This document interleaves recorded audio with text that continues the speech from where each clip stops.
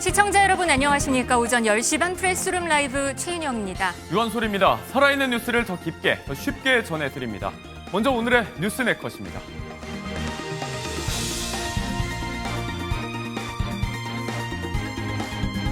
손에 들린 이 종이.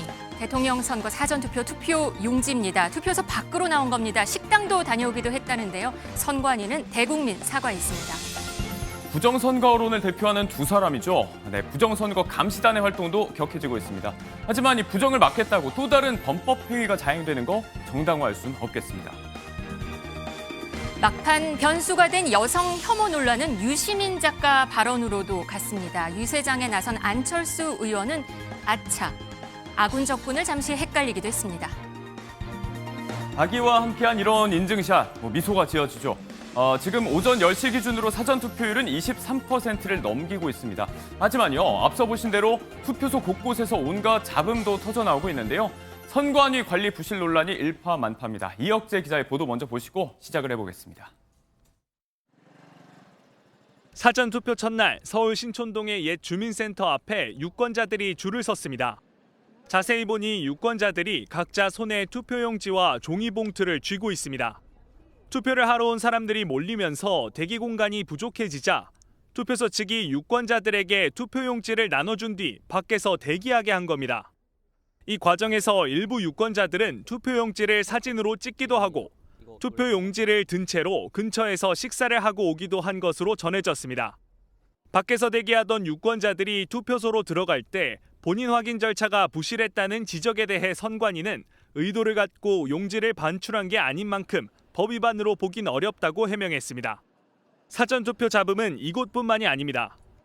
서울 대치동에서는 사전투표를 2번 한 사람이 있다는 신고가 접수돼 경찰이 수사에 착수하기도 했습니다.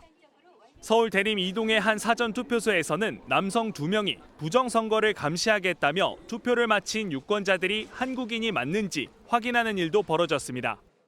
부정선거 얘기가 안 나오게 하려면 선관위 측에서는 관리를 똑바로 해야 그런 의혹들도 제기되지 않지 않을까 하는 생각입니다.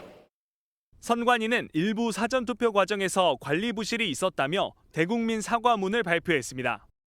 모두 선관위의 책임임을 통감하며 국민 여러분께 깊이 사과드린다고 수습에 나섰습니다. 또 오늘 이틀째 사전투표와 6월 3일 본투표에서는 안심하고 투표할 수 있도록 더욱 철저히 관리하겠다고 강조했습니다. MBN 뉴스 이혁재입니다. 네, 오늘은 21대 대통령 선거 사전투표 둘째 날이자 마지막 날입니다. 사전투표율은 역대 최고를 기록하고 있는데요. 또 전국 곳곳에서는 또 다른 논란이 빚어지고 있습니다. 이승훈 더불어민주당 전략기획 부위원장, 호준석 국민의힘 대변인 함께하겠습니다. 안녕하세요. 안녕하세요. 안녕하세요. 네, 조금 전 리포트 보셨는데 이 서울 신촌의 한 투표소에서는 투표 용지를 받아들고 식당을 가서 식사까지 하고 온 것으로도 전해졌습니다. 이게 가능한 일입니까? 그러니까 얼마나 국민들께서 그동안에 제발 좀 그 투표 관리 똑바로 해달라라는 그 국민적인 요구가 있었는데 그런 상황에서 또 이런 일이 일어나니까 네. 도대체 이제 그 상식의 선에서 운영이 되고 있는 것인가 하는 그런 그 의구심을 갖게 되죠. 저희도 이제 그 전 당원들한테 이번에는 철저하게 대비책이 마련돼 있으니까 네. 공정하게 관리되니까 사전 투표 꼭 해주십시오라고 다 문자를 보냈거든요. 네. 전 당원한테 저희 지역에. 네. 근데 이런 일이 일어나면은 사실 이제 뭐라고 말씀드리기가 어려워져요. 여전히 그거 이제 불신하는 그런 분들이 있거든요. 이제 어떻게 해야 되는 겁니까? 게다가 이 선관위에 그 설명하면서 이게 사전 투표 거기 관리는 지자체 공무원들이 하고 현장에 선관위 직원이 없었다. 뭐 이런 식의 그 해명은 더 이제 국민들을 분노하게 하는 거죠. 선관위는 전 세계에서 헌법기관으로 설치해 놓은 곳은 거의 그 주요 국가 중엔 우리밖에 없고 네. 전국에 수천 명 직원들이 선관위가 이 선거 관리 하라고 있는 건데 그 선거 관리 현장에는 선거 관리하는 우리 직원은 없었고 지자체 공무원들이었습니다. 이렇게 하면은 이걸 어떻게 신뢰하고서 국민들께 사전 투표하십시오. 더 말씀드릴 수가 있겠습니까? 정말 저희가 답답했습니다. 한번 확인을 해봤거든요. 그 얘기가 있어서 정치부 기자한테 현장 좀 확인을 취재를 해봐달라 했더니 인력 구조상 사전투표, 본투표 모두 사무원은 지자체 공무원으로 구성됐다고 하더라고요. 그러니까 사전투표만의 문제는 아니고 본투표도 이렇게 한다 그러는데 선관위의 관리 문제는 조금 도마 위에 계속 오를 것 같습니다. 어떻게 보셨습니까?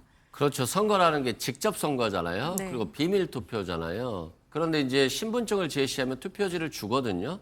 근데 이걸 가지고 있는데 사람들이 밀리니까 밖으로 나갔고 그래서 그분들이 기다리다가 밥도 먹고 왔다라고 하는 건데 그러면 이 표가 직접 선거가 되는 건지 아니면 남들한테 보여주는 건지 알 수가 없어요. 네. 그래서 만약에 이게 지자체 선거였다라고 하면 심각한 선거관리 부실인데 뭐 대통령 선거야 몇 표 차이로 당락이 결정되는 건 아니기 때문에 뭐 부정선거 의혹까지는 가지 않겠습니다만 굉장히 부실한 관리였다.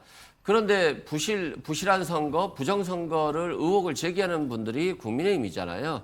선거관리위원회 사무총장도 윤석열 전 대통령의 지인, 동기, 법대 동기 출신이기 때문에 이것도 좀 이해가 안 되고요. 또 서대문 구청장, 지자체가 관리를 하는데 구청장도 공교롭게 국민의힘 출신이어서 부정선거 의혹을 제기하면서도 관리 부실은 정작 본인들이 하고 있다는 측면에서 저는 좀 이해가 좀 안 되는 부분이 있습니다. 관리 부실이 오히려 국민의힘의 문제일 수 있다는 말씀을 하셨는데요. 부정선거를 주장하는 게 국민의힘이라는 말씀은 사실관계에 전혀 부합하지 않죠. 누가 지금 국민의힘에서 누가 부정선거 주장하고 있죠? 제가 아는 분은 한 분 있습니다. 민주당의 이재명 후보라는 분이 2017년 성남시장일 때 그 전산 부정, 개표 부정이 있다. 그리고 입증할 만한 근거가 속속 드러나고 있다. 그러니까 이거 수개표해야 된다라는 주장을 SNS에 써서 선관위가 얼마나 이걸 심각하게 받아들였으면 이재명 시장의 주장에 대한 반박을 보도자료로 내놨을 정도입니다. 이거부터 좀 이런 음모론부터 좀 해명을 하셔야 될 것 같고요. 속풀이 투표에서부터 이런 선관위의 이런 부실한 관리들 이런 게 본격적으로 나온 게 바로 문재인 정부 때 문재인 대통령이 자신의 특보 출신인 캠프 출신인 조혜주 장관급 상임위원으로 선관위에 보내면서 그때부터 많은 정치적인 논란들 그다음에 이런 부실 관리들 그때부터 이제 다 시작이 된 겁니다. 사실 그전에는 이렇게 큰 문제는 없었어요. 그러니까 이게 가장 중립적이어야 될 기관이 정치적인 기관이 되면서부터 그때부터 이런 모든 문제들이 발생하기 시작한 것입니다. 그래서 저희는 제도를 개선하고 선관위가 부정 채용 등등 얼마나 지금 많은 문제점 노출했습니까? 이런 것을 근본적으로 개혁하자는 거지 부정선거 누가 얘기해서 김문수 후보는 한 번도 얘기한 적이 없어요.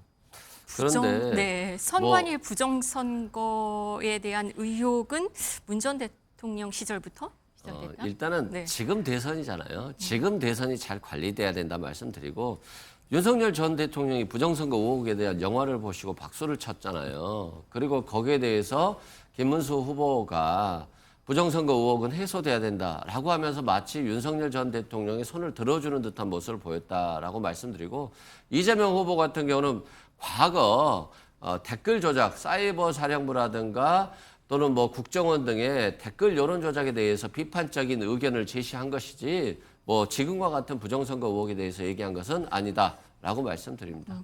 그 시민단체는 투표용지 반출 논란과 관련해서 또 고발에 나섰거든요. 근데 제가 궁금한 게 이게 투표용지가 밖으로 나갔단 말이에요. 그러면 외부를 나갔다 온 투표지에 대해서 과연 체크를 확인을 했느냐 이 문제도 약간 의혹이 있거든요. 이건 문제는 없냐? 변호사시니까 여쭤보십니다. 일단 법률적인 문제를 떠나서 상식적인 문제가 있죠. 그렇죠. 일단 투표지를 받으려면 신분증을 제시하고 손도장을 찍거든요. 그래서 이 투표지를 받았기 때문에 그 다음에는 신분증 확인 절차를 거칠 수가 없어요. 그래서 그러한 상황을 발생시킨 것, 예를 들어서 사람이 밀리면 좀 천천히 하면 되는 거잖아요. 네. 어차피 줄을 서고 빨리 못 하기 때문에 이건 굉장히 쉬운 관리의 문제인데 서대문 구청에서 이 정도 수준의 관리조차도 못했다는 건 저는 상식적으로 이해가 안 되고 예전에 만약에 박정희 정부 시절이라고 한다면 이게 진짜 이 표 한 장이 매표가 될 수도 있거든요. 돈 주고 사고 팔 수도 있는 부분이에요. 그래서 뭐 지금 그런 부정선거로까지 이어지지는 않았습니다만 해프닝치고는 너무나도 부실한 관리였다라고 말씀드립니다. 중앙선거관리위원회는 관리 부실에 대해서 대국민 사과를 했는데 이 반출 없었다는 해명에도 관리 부실 논란은 불가피할 것으로 보입니다. 그리고 앞서 리포트에 나왔었는데 수서경찰서는 2번 투표한 유권자가 있어서 뭐 112 신고가 접수가 됐고 이거를 지금 확인 중이라는 내용이 있었거든요. 근데 알고 봤더니 이게 남편의 신분증으로 대리 투표를 마친 후에 뭔가 중보 투표 얘기가 있어요. 이건 어떻게 되는 거고 이게 가능해요? 이것도 존재 이해가 안 됐어요. 만약에 이게 네. 진짜 일어났다라고 하면 심각한 상황이죠. 본인의 신분증을 가지고 투표 용지를 받아야 되는데 남편 투표 용지를 받았다는 건 이건 지자체 공무원이 신분증과 얼굴을 확인하지 않았다는 거예요. 그리고 나서 다음 투표는 당사자기 때문에 당연히 투표를 받아줄 수밖에 없겠죠. 그래서 만약에 이게 사실이라고 한다면 지자체 공무원들이 신분증과 얼굴 확인을 못한 심각한 관리 부실이고, 또한 당사자가 2번 투표했다는 것 자체가 이것도 공직선거법 위반이에요. 본인이 대리 투표를 한 것이기 때문에 정말 이게 사실이라고 한다면 그것도 지자체에서 심각한 관리 부실이다. 그리고 이건 징계 사유다라고 말씀드립니다. 이러면 어떤 벌금 같은 걸 받게 됐나요? 공직선거법상 성명 사칭하거나 뭐 신분증 위조 뭐 이런 그렇죠. 거가 되는 아니, 건가요? 실은 신분증을 위조한 건 아니죠. 남편의 신분증을 가지고 간 대리? 것이기 때문에 네네. 신분증을 부정하게 사용한 것이고, 공문서 부정사용죄에 공직선거에서 이중투표를 한 것이기 때문에 공직선거법 위반죄까지 2개의 범죄가 성립될 수 있을 것 같고, 만약에 이게 사실이라면 도대체 이분이 왜 그랬을까? 그것도 굉장히 저희가 의심스럽습니다. 계속 수사 중이니까 이 확인되는 대로 저희는 다시 말씀드리도록 하겠습니다. 그런데 이렇다 보니까 유튜버들은 뭐 10시간 넘게 현장에서 뻗치기 촬영을 하기도 하고 이런다고 합니다. 특히 이번 선거 이 사전투표 부정선거론 이 이슈가 초미의 관심사였기 때문에 이런 것 같은데요. 이거는 어떻게 봐야 될 것 같습니까, 대변인님? 그러니까 저는 이런 음모론이 계속해서 이제 그 퍼지는 것을 굉장히 안타깝게 생각합니다. 저는 사전 투표에서 뭐 개표의 부정 이런 것, 뭐 전산의 부정, 저는 개인적으로 거기에 동의하지 않습니다. 그렇지만 그렇게 의심하는 분들이 굉장히 많은 것도 사실이에요. 그러면 이것을 국가기관이 해소를 해줘야 되는데 자꾸만 더 이제 불쏘시개를 계속 넣어주는 거예요. 이런 일들이 있기 때문에. 그래서 김문수 후보와 저희 당이 드리는 말씀은 이런 부실 관리 없도록 해야 된다. 그럼 그 원인이 무엇이냐?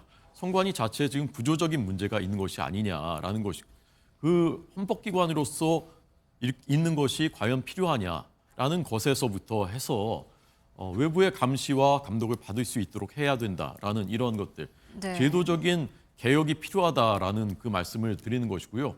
다시 한번 그런 중요한 계기가 됐다고 생각합니다. 그리고 이재명 후보께서도 그거 자꾸 국정원 댓글 얘기라고 말씀하시는데 분명히 우리가 다 봤지 않습니까? SNS에 직접 쓰신 문면이 다 있어요. 그런데 그게 7년 전의 일인데 그러면 지금은 그런 생각 안 하고 계신 건가? 좀 해명이라도 저는 하셔야 된다. 나의 입장은 뭐다? 과거에는 그때 그렇게 생각했는데 잘못 생각했다. 나는 그렇지 않다. 지금은. 그렇게 말씀이라도 하셔야 되는 거지.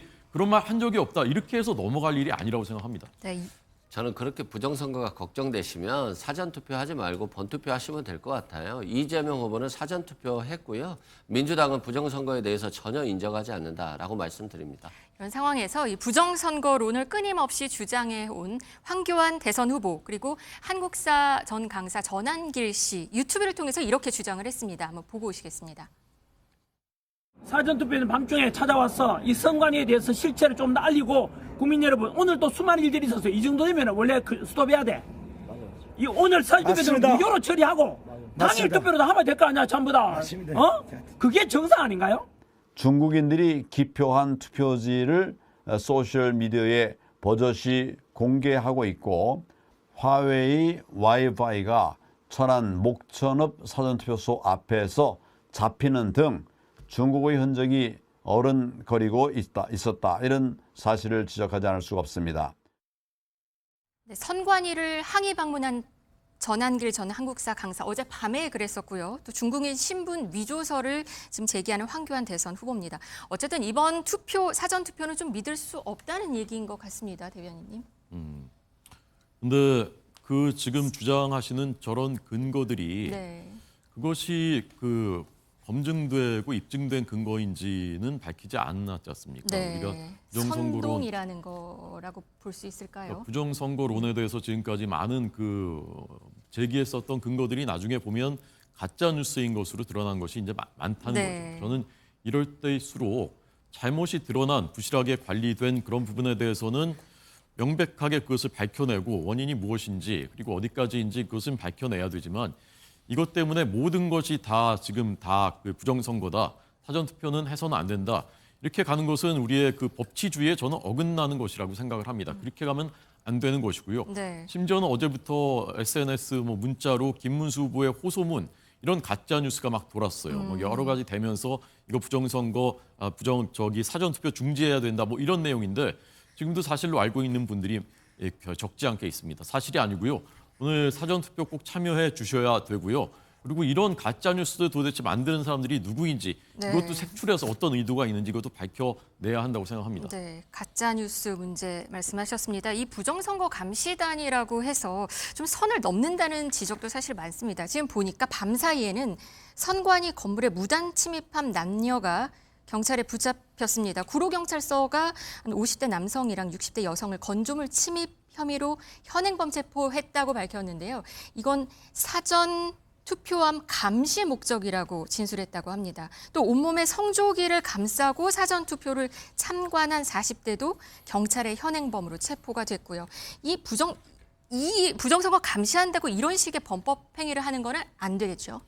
당연히 안 되죠. 부정선거 감시한다면서 불법을 저지르는 건 되겠습니까? 마찬가지죠. 지금 착각하고 있는 게 부실한 선거와 부정선거는 구별돼야 되는 것이거든요.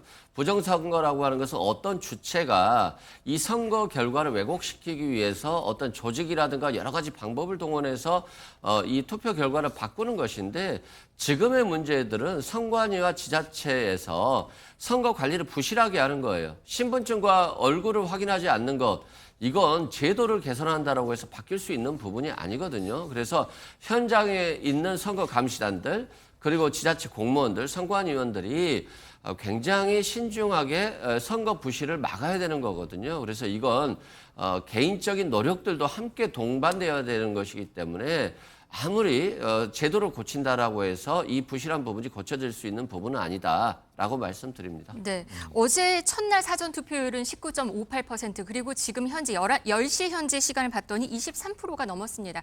같은 시간대 기준으로는 여전히 최고치로 기록이 됐는데요. 이렇게 되면 사전 투표자 수가 본 투표도 넘어설 수 있지 않을까 이런 생각도 있었는데 사실 어제 이 사건들로 조금 감소하지 않을까 했는데 그래도 여전하네요. 네, 저는 다행이라고 생각하고요. 제도 개선이 필요 없다는 말씀에는 동의하기가 어렵습니다. 선관위가 왜 제대로 사전 이런 관리를 부실하게 하느냐? 그 제도부터 구조부터 문제가 있는 것이죠. 선관위가 그럼 왜 그런가? 아니 진짜 인력이 부족한가? 인력이 지금 전국에 수천 명이거든요. 선관위 직원이. 그리고 거기에 이제 경력 채용은 지난 몇 년 동안에 전부 다 부정이 있었던 거, 한 건도 예외 없이 부정이 있었던 것으로 드러났고 그렇다면 이런 구조적인 제도적인 문제가 저런 불실 관리로 이어지고 있다라는 것이 명백한 것이고 그래서 그런 구조를 개혁해야 하는 것이지 다 개인이 알아서 좀 더 열심히 해주십시오. 이렇게 해서 해결될 문제가 아니라는 것이 이미 입증됐고 변호사님 말씀하신 대로 맞습니다. 부실 관리하고 부정선거 명백히 다른 건데 부정선거를 얘기하는 분은 이재명 후보이고 부실 관리를 얘기하는 분 그거 고쳐야 된다고 하는 것은 김문수 후보이고 이게 팩트입니다. 너무 좀 어거지를 쓰시는 것 같아요. 민주당은 부정선거에 대해서는 전혀 얘기하지 않고요. 꼭 사전투표 해달라는 것이고요. 제도 개선도 당연히 있어야죠. 제도 개선이 필요 없다가 아니라 제도 개선도 중요하지만 부실한 관리는 결국에는 현장에 있는 분들이 최선을 다해줘야 된다라고 말씀드립니다. 네, 선거 관리는 더 철저해야 할 것 같습니다.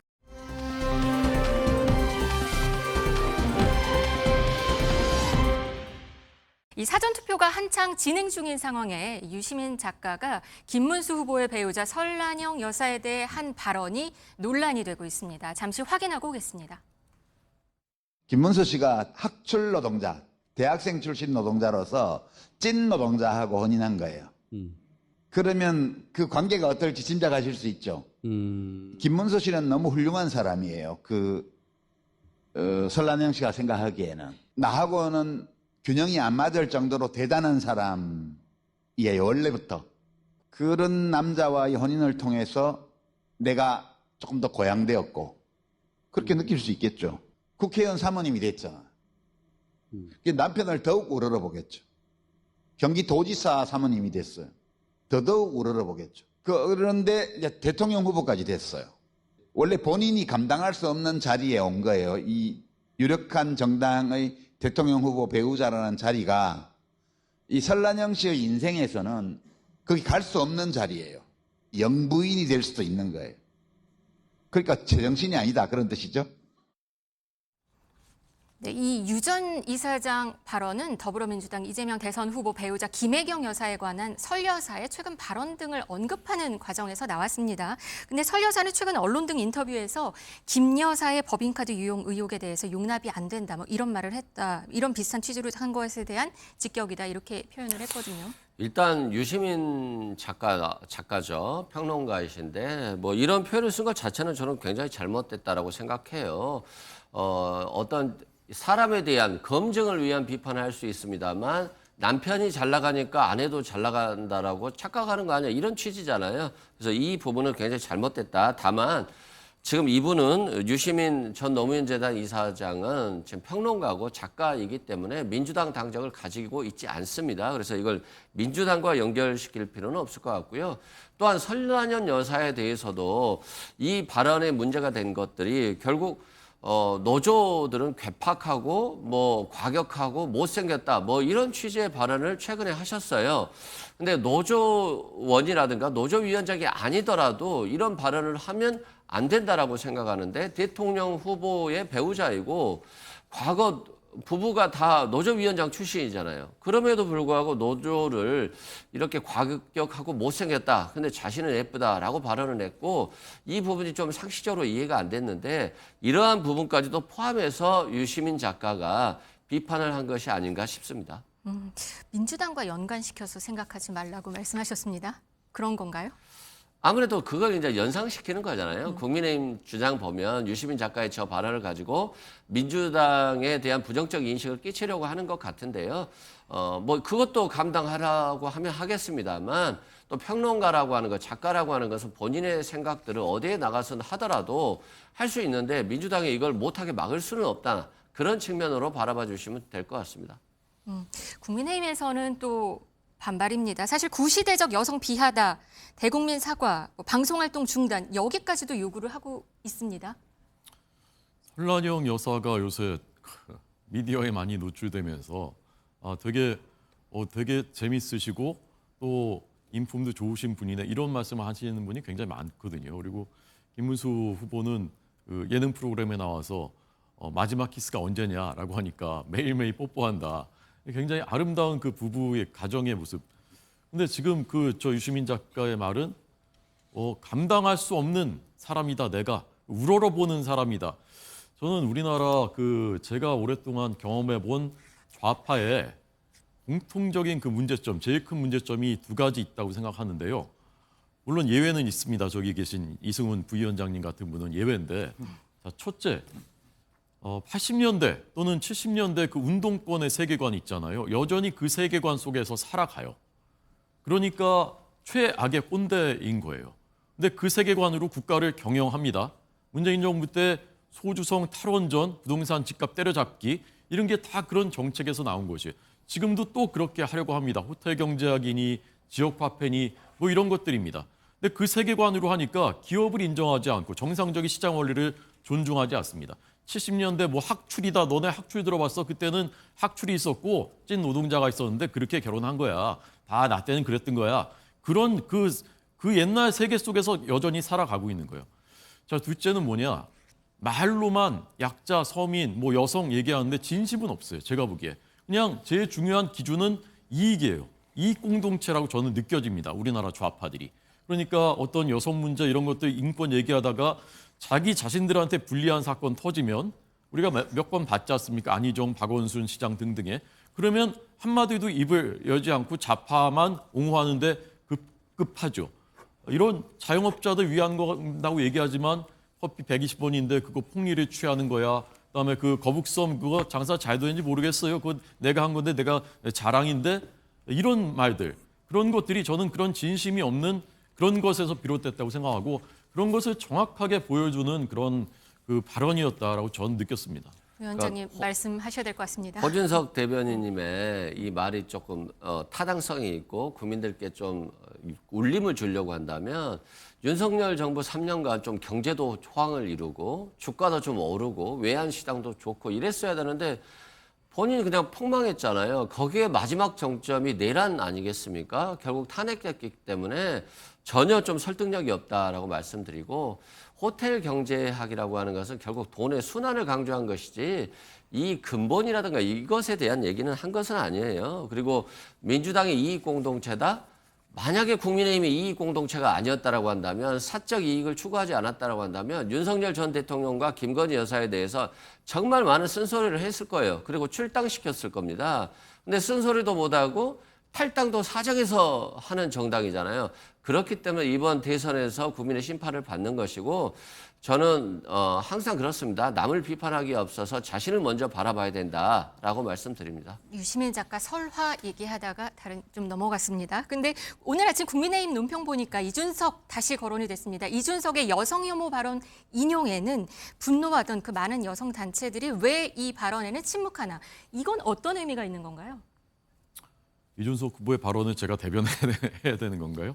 어쨌건 그 저 말의 취지는 저도 이제 일부 공감이 되는 부분이 있는 것이 아까 말씀드린 그대로입니다. 자신들의 진영에서 일어난 일에는 한없이 관대하고, 그러니까 이제 저는 그게 이익이 기준이라고 보는 거예요. 우리한테 이익이 되느냐 안 되느냐 그 기준으로 비판하고. 자, 그런데 이준석 후보가 생방송 토론회에서 그런 발언을 한 것 저는 매우 잘못이라고 생각합니다. 해서는 안 되는 일이죠. 자, 그러면 그게 잘못이라고 지적을 했다면 우리가 똑같은 원칙과 기준과 상식을 가지고 그럼 이준석 후보가 있었던 그 발언 자체, 그것은 누가 한 말이지? 이게 사실이었나? 그것도 검증해보고 그것이 만약에 잘못이었고 그게 만약에 사실이었다면은 똑같이 그것도 사과를 해야 되는 것이고 검증을 해야 되는 것이거든요. 그런데 그냥 우리 편 거는 그냥 없던 일, 그걸 왜 그런 얘기를 했어? 이 사람은 몹쓸 사람, 이렇게 하는 것은, 그렇게 한다면은 모든 사람에게 똑같은 법과 원칙이 적용되는 것이 우리가 지향하고 우리가 지키려고 하는 법치사회인 거 아니겠습니까? 지금 이준석 후보가 한 저 말도 여성 문제에 대해서 이번만이 아니에요. 아까 말씀드렸던 여러 사건에 이런 것들이 있을 때 항상 진보 진영은 내로남불, 내 거에는 눈 감고, 그러다 다른 일이 터지면 거기에 대해서는 십자포화를 퍼붓고, 그런 것을 지적한 것이라고 저는 봅니다. 네, 근데 뭐 이제 앞서 찾아보면 한국 여성의 전화라든지 일부 여성단체에서 뭐 비판적인 내용의 논평을 냈었다. 그래서 이 부분은 좀 찾아보지 않고 논평이 낸 거다, 뭐 논평을 낸 거다, 이런 비판도 좀 나오고는 있는 것 같습니다. 네, 다시 또 여성 혐오 논란 이쪽으로도 다시 이어지는 것 같습니다. 네, 이렇게 정리를 좀 해보도록 하겠습니다. 아무튼 손란영 여사, 뭐 김문수 후보는 어제 딸과 함께 사전투표장을 찾기도 했는데 이런 가족적인 이미지 부각에 대립각이 될 수 있는 이야기, 여기에 대한 논란까지 한번 짚어봤습니다. 국민의힘 이야기로 조금 더 이어가자면 한동훈 전 대표 얘기인데요. 윤상현 의원 선대위 관련 논란도 있었지만 일단은 유세를 이어가고 있는 것 같습니다. 어제 광주 험지를 찾아서 사전투표에 임했고 이후에 충장로에서 집중 유세를 했는데 그 과정에 복장에 또 관심이 집중이 되고 있습니다. 그간 입던 그 야구 유니폼 형식의 선거운동복이 아니고 이거 기억을 하시는 분들이 계실 수가 있겠습니다. 12.3 비상계엄 해제 의결 당시에 입었던 정장 차림 그대로 입고 나왔다고 하면서 여기에 대한 보도가 좀 많았습니다.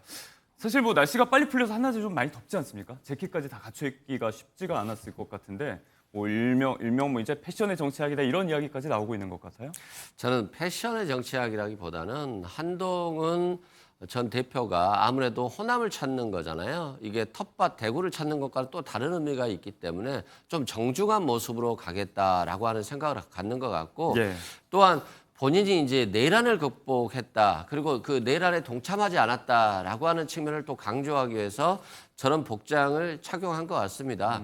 한동훈 전 대표가 과거 윤석열 정부에서 황태자처럼 군림할 때는 네. 저도 개인적으로 비판적 시각이 높았습니다만 이번 내란 극복 과정에서의 한동훈 전 대표의 역할에 대해서는 상당히 평가할 만하다. 그리고 국민의힘이 그런 내란 극복 프레임으로 같이 갔다라고 한다면 지금보다는 더 나은 어떤 효과를 봤을 것인데 김문수 후보가 뜬금없이 후보가 되면서 그걸 극복하지 못한 측면이 있고, 예. 그게 이제 며칠 후에 밝혀질 그 대선 결과에 결국 확인되지 않을까 싶습니다. 국민의힘에서는 연일 반 이재명을 외치면서 대립각을 내세우고 있는데 포커스를 여전히 비상계엄, 또 이걸 완전히 떨쳐내지 못하고 있는 일각에 대해서 또 포커스를 두고 있는 게 아닌가 해석이 나오는 옷차림의 얘기였습니다.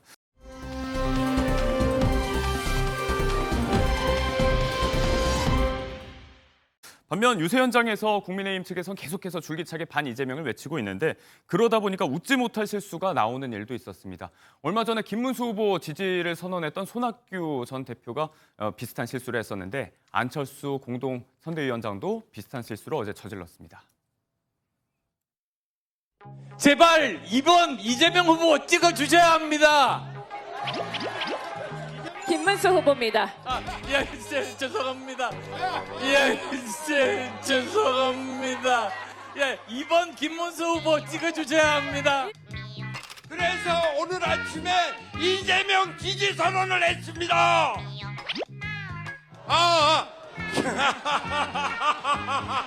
김문수 지지 선언을 했습니다. 제가 늙긴 늙은 모양이에요. 보이긴 젊어 보이죠? 두 분이 유세 현장에서 거의 뭐 짠 것처럼 같은 실수를 했는데 이런 말이 있잖아요. 이제 핑크색 코끼리를 떠올리지 말라 그러면 자꾸 더 떠오르게 된다. 이게 오히려 반대쪽의 목소리를 계속해서 내다 보니까 입에 어떤 식으로든 오르내리게 되는 것 같아요. 안철수 선대위원장이 엊그저께 저희 지역구로 가배도 와서 이제 지원 유세를 했거든요. 예. 역시 이제 프로더라고요. 이렇게 쥐락펴락하면서 이제 청중들을 웃기고 하시는데 우리가 유세할 때 저도 아침 저녁 계속 이제 목이 좀 잠겼거든요. 네. 제일 많이 쓰는 단어, 첫 번째로 많이 쓰는 단어가 저는 이제 김문수고요. 두 번째 뭔지 아십니까? 그게 이재명이에요. 네. 그러니까 이게 헷갈릴 수밖에 없어요. 저도 사실 어제 하면서 똑같이 저 했거든요. 김문수를 이재명이라고 한번 했어요. 그러셨어요. 이게 하다 보면 이게 이렇게도 거꾸로 나오고 이렇게도 거꾸로 나옵니다. 이렇게 이게 너무 심각하게 이거를 해석하려고 하면 그게 네, 이제 네. 억지 해석이 되는 거고요. 저는 뭐 하여간 진짜는 김문수다 말씀드리겠습니다. 왕왕 있는 일이니까 뭐 확대 해석은 자제 바란다는 말씀이었습니다. 일단 이렇게 반 이재명 대립각을 많이 내세우고 있는 건 국민의힘뿐만이 아니죠. 연일 목소리를 높이고 있는 건 대표적으로 이준석 후보 얘기인데 여기에 대해서 좀 넘어가 보도록 하겠습니다. 선거 막판에 가장 큰 이슈로 떠오르고 있는 게 바로 토론회 관련 발언입니다. 이 후보는 그 파장이 좀 만만치 않은 것 같아요. 어제 저녁에 서울의 종로 3가 포차거리에서 유세를 했는데 여기에서 다소 우호적이지 못했던 목소리도 나왔던 것 같습니다. 듣고 오시죠. 100원이야, 100원. 그냥 집에 있으니까 왜 나와? 에헤이. 야,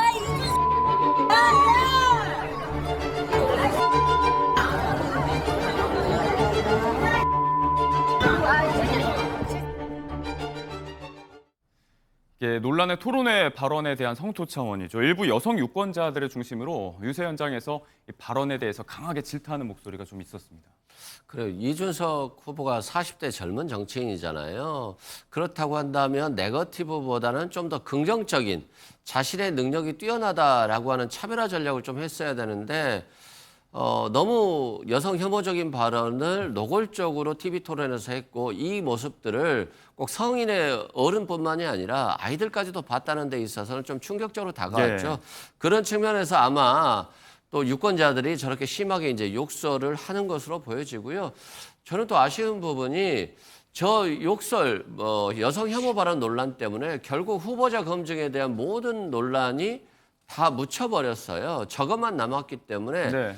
정작 후보자 검증을 위해서 했다라고 하지만 후보자 검증이 안 돼버렸다라는 것이고 김건희 여사나 최순실 씨에 대한 그런 많은 검증들은 결국 이분들이 국정농단을 하고 비선에 개입하고 대통령을 좌지우지했다는 거잖아요.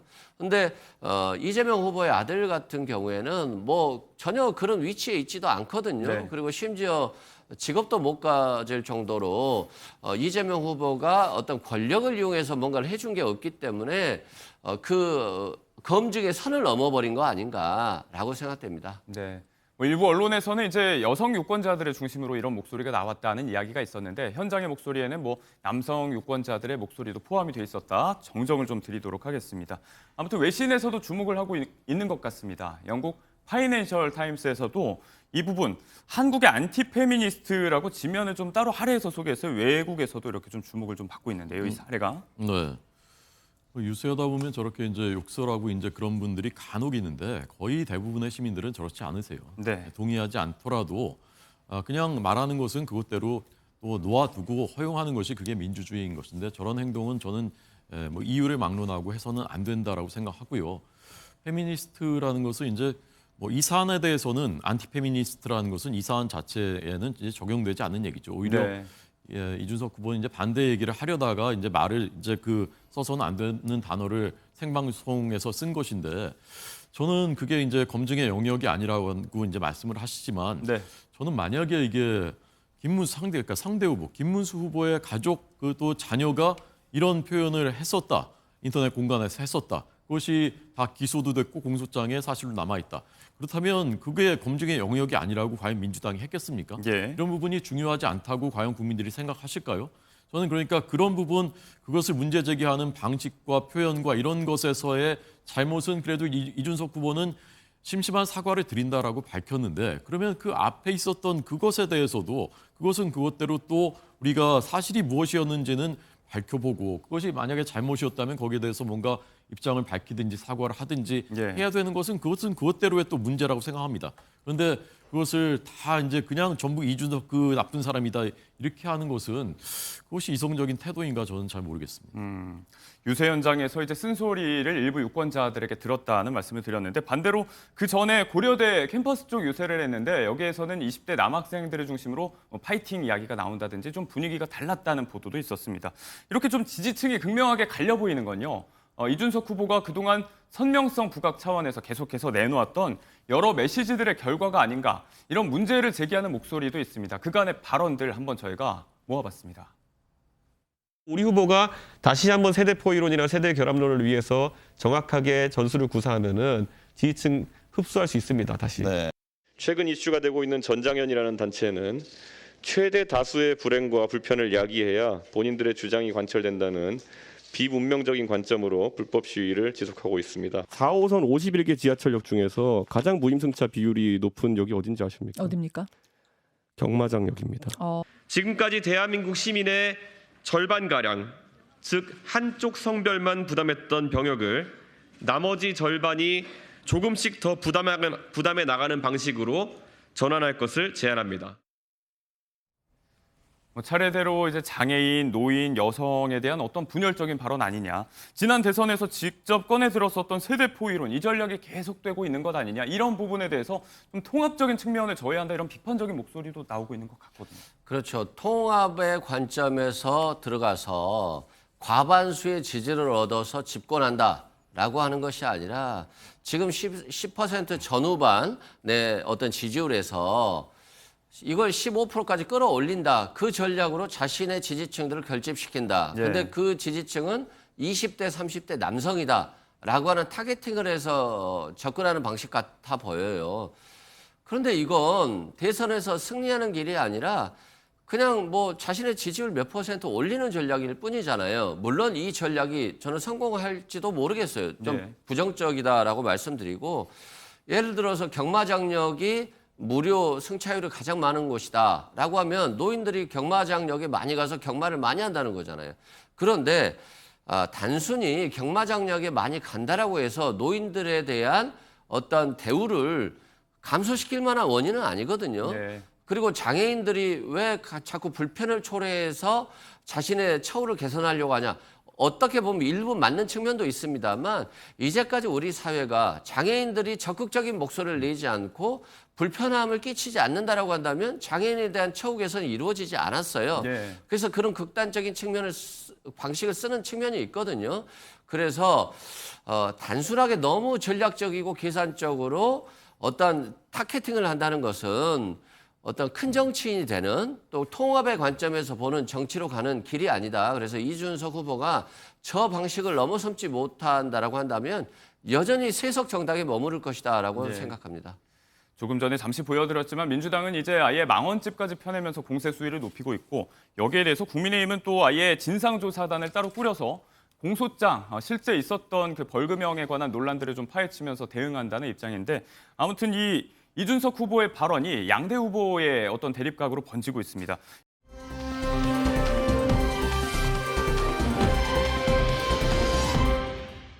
이렇게 그 대상인 이재명 후보뿐만이 아니고 메신저였던 이준석 후보까지 모두 도마 위에 오르는 모습에 김문수 후보가 반사이익을 누리는 거 아니냐, 실질적으로 이렇게 단일화가 이루어지는 거 아니냐, 일각의 목소리도 있습니다만 이것과는 별개로 진짜 단일화 논의는 끝나지 않고 있습니다. 김문수 후보 측의 김재원 비서실장이 오늘 아침에 한 방송에 이런 얘기를 했습니다.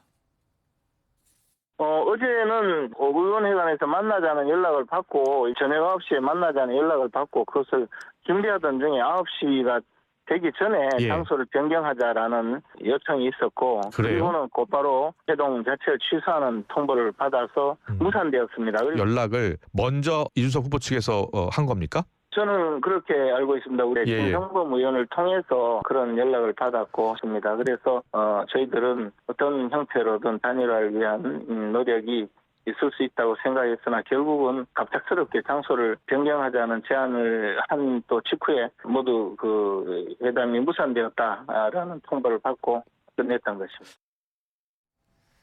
그 전날엔 이제 김문수 후보가 별도의 연락 없이 의원회관을 왔다가 소득 없이 못 만나고 돌아갔고, 이거는 이제 어제 이런 이야기가 오갔다. 하지만 뭐 만나지 못했다. 이런 취지의 이야기였는데 일단 이준석 후보 측의 대응이 빨랐습니다. 사실무근이라고 정리를 했고요. 같은 라디오 방송에 연결이 돼서 사전투표 지금 투표율도 20%가 넘어가고 있는데 아직도 이런 얘기하는 게 놀랍다 이렇게 이야기를 하더라고요. 권성동 원내대표도 어제 사실상 단일화가 무산됐다고 선언을 하지 않았습니까? 대신에 이제 유권자들의 전략적인 선택을 믿는다. 이 후보의 공약까지 적극적으로 포용하겠다 이런 메시지를 내놨었는데 투표장에서 조용하게 단일화가 이루어질 거다. 이런 입장이신 거죠? 이렇게 보고 계신 거죠? 그러니까 어제 어떤 일이 있었는지 정확하게는 알 수 없지만 이준석 후보 측의 그 설명을 보면 아주 적극적으로 강력하게 이렇게 해명을 하지는 않는 그 제가 느끼기에 뉘앙스가 뭔가가 있기는 있었던 것 같은데 어쨌건 지금 이것이 매우 어려워진 것은 저는 이제 분명하다라고 생각하고요. 그렇다면은 이준석 후보를 결국은 단일화가 될 것이다라는 전제하에서 지지했었던 유권자의 상당수는 그래도 이재명 총통 체제를 막기 위한 현실적인 방안이 무엇이냐, 저는 그 방안을 고민하고 그 선택을 저는 할 것이라고 생각하고요. 왜 그러냐? 도대체 이렇게는 갈 수 없는 것 아니냐? 좀 전에 뭐 이준석 망원집 낸다고 하는데 이재명 그 망원집을 보면요, 정말 눈을 의심할 정도입니다. 그게 뭐 아주 옛날 얘기도 아니에요. 최근 몇 년 사이의 일인데 이런 말을 정말 했다고? 뭐 이런 것이 더 문제는 그게 그때로 끝난 게 아니라 지금도 계속 매일매일 그 쌓이고 있다는 것이 망언이. 어제의 인터뷰에서는 타이완 침공, 중국의 침공 가능성에 대해서 물어보니까 자 그거는 외계인이 지구를 침공하면 그때 대답하겠습니다. 이렇게 답변을 하셨더라고요. 그러니까 말도 안 된다는 얘기예요. 자 그런데 2022년에 시진핑 주석이 대만에 대한 통일을 포기하지 않는다, 무력 사용 가능성 배제하지 않는다라고 말했어요. 작년에는 2027년까지 전쟁 준비를 다 맞춰야 한다라고 말했어요. 이게 전 세계 사람들이 가장 우려하는 것이고 지금 글로벌 현안 중에. 그런데 이런 얘기를 버젓이 하는 분. 그다음에 이준석이 갈라치기 한다라고 하지만 사실은 기업과 근로자 갈라치고 강남 집값 때려잡는다면서 갈라쳐서 서울 전역의 집값을 다 올리고 그다음에 원전 신재생에너지 갈라쳐서 원전 산업은 완전히 황폐화되고 이런 갈라치기의 대명사는 좌파 민주당인 것입니다. 그런데 이렇게 다시 갈 수는 없다는 그런 절박함이 있기 때문에 저는 많은 유권자들이 결국은 그런 말씀하신 전략적 단일화 그런 선택을 하실 거라고 저는 봅니다. 결과적으로 뭐 새 후보의 망언집이 모두 나오게 됐습니다. 뭐 막판 설화가 지금 하나의 변수가 되고 있고요. 반면에 이재명 후보는 SNS에 어제 이준석 후보 하면 대표적으로 떠오르는 워딩 중에 하나죠. 양두구역을 다시 한번 꺼내 들면서 단일화 확신한다 이렇게 전망을 하더라고요. 이게 실제로는 그렇게 되지 않길 바라기 때문에 견제하는 거다. 정치권 일각에서는 이런 시각이 있어요. 근데 제 생각으로는 뭐 국민의힘이 단일화가 되든 안 되든 별 생각을 안 하고 있어요. 왜냐하면 단일화 하더라도 명분이나 감동이 전혀 없기 때문에 이 단일화를 통해서 얻을 수 있는 게 없다. 오히려 단일화가 된다라고 한다면 별다른 변수 없이 민주당의 이재명 후보가 될 수도 있다라고 보고 있어서 뭐 단일화에 대해서 별 신경을 안 쓴다라고 말씀드리고요. 다만 국민의힘 입장에서 보면 지금 단일화가 대선 승리를 위한 단일화 요구가 아니라 마치 이번 김문수 대선 후보 패배의 책임을 이준석에게 돌리려고 하는 사전 정지 작업 아닌가 싶고요. 또한 의도적으로 만남이 불발된 모습을 보이면서 사표 심리를 자극하고 싶어 하는 것이 아닌가 싶습니다. 블랙아웃 기간에 사표 방지 심리가 과연 작용할지 여기에 대한 설왕설래 그리고 또 분석까지 한번 짚어봤습니다. 네, 정치권 소식 두 분과 여기서 정리를 해보도록 하겠습니다. 고맙습니다. 있습니다.